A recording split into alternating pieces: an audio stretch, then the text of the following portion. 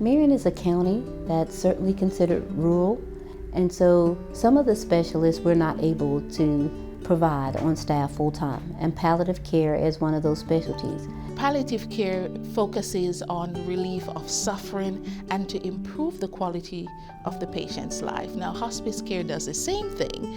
However, the difference is palliative care can be introduced as a part of the patient care from the start of their disease process. Once they get a diagnosis, hospice care tends to be at the last 6 months of their life. It's a specialty that's needed, but we don't have a doctor on staff.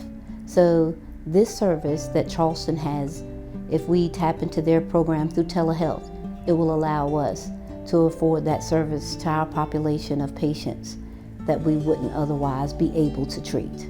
We're able to provide the provider that's not actually here, and via the telehealth able to see the patients in this area who need our help, who we don't want to travel to Charleston because we want them to stay here in their homes with their families. One of our first patients who benefited from the program unfortunately has what we call end-stage heart disease. This not only caused respiratory problems, it also caused him to be on dialysis. This particular patient had a very tough decision to make with their family as it relates to where do we go from here. With the help of the palliative care program, we were able to have this patient home, which was what he wanted to do, to be home with his family for whatever time period he had left. And it also helped his family to put things in place to ensure that they were there to support the patient.